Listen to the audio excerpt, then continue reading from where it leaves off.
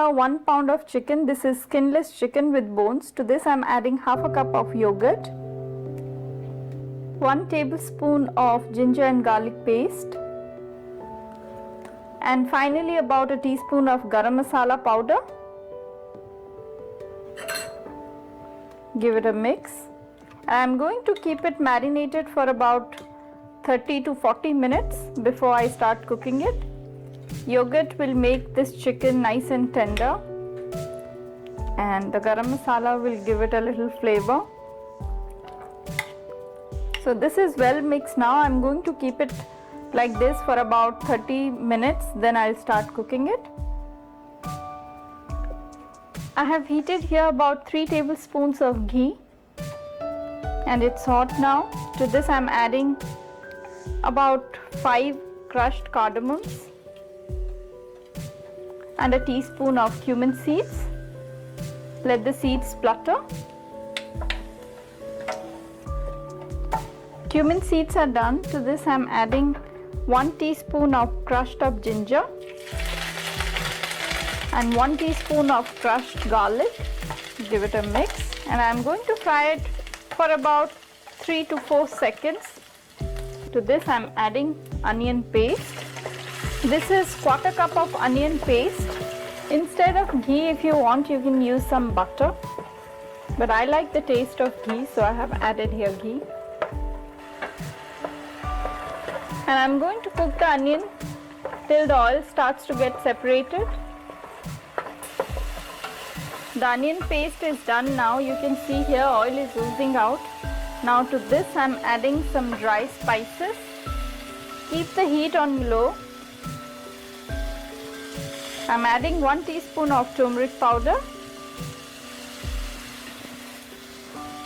1 tablespoon of coriander powder or coriander seed powder,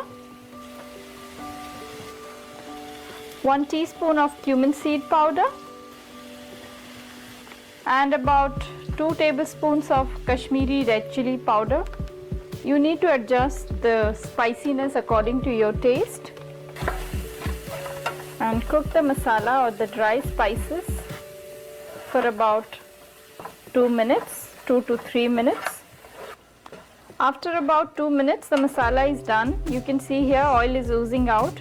To this I'm adding the cashew nut paste. For this paste I have taken about 6 to 7 cashew nuts, which I soaked in some hot water or warm water, and then I ground it to a fine paste. And I'm going to cook the cashew nut paste along with the masala till it dries up a little and oil starts to ooze out or ghee starts to ooze out. After adding the cashew nut paste, I have been cooking it for about 2 minutes now on medium to low heat. Oil is oozing out, so this masala is almost ready. To this I'm adding the marinated chicken. After adding the chicken, give it a good mix. And now I'm going to cover the lid and let it cook on medium to low heat for about 20 minutes. So cover the lid and let it cook on medium to low heat for about 20 minutes. After 20 minutes, open the lid. You can see here the chicken has oozed out so much of moisture. Give it a mix. This gravy has a very nice golden color to it, and that's because of the cashew nut paste. The chicken pieces I have taken are medium in size, so it took me about 20 minutes to cook it.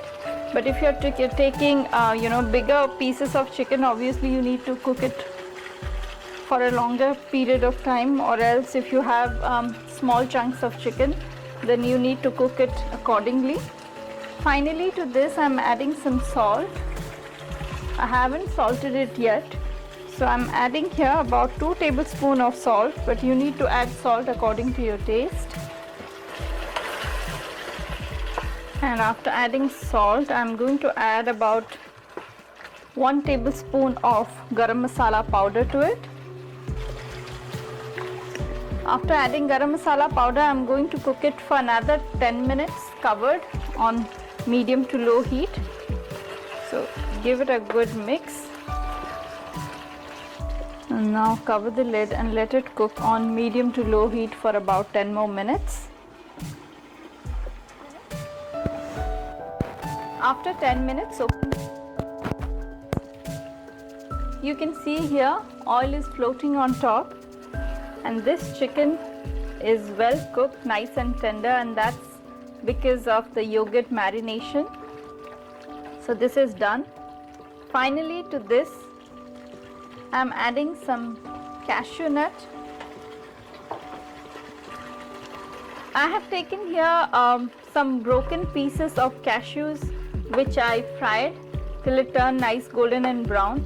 But if you are taking big, the whole cashew nuts, you can do the same, but I like the small pieces. So I have taken here the broken ones. When you eat the gravy, you will have the small chunks of cashew nut along with the gravy, and that gives a very nice texture to this recipe. And the last thing to go to this dish, it's some ghee. I'm adding here about a tablespoon of ghee on top. This is a very rich dish. Give it a mix, and that's it. This is ready to serve.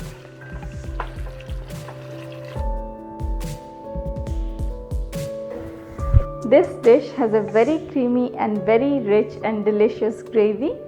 You can serve it with any kind of Indian bread. Do try this dish and share your suggestions and your comments. We will meet next time. Don't forget to subscribe. Till then, bye-bye.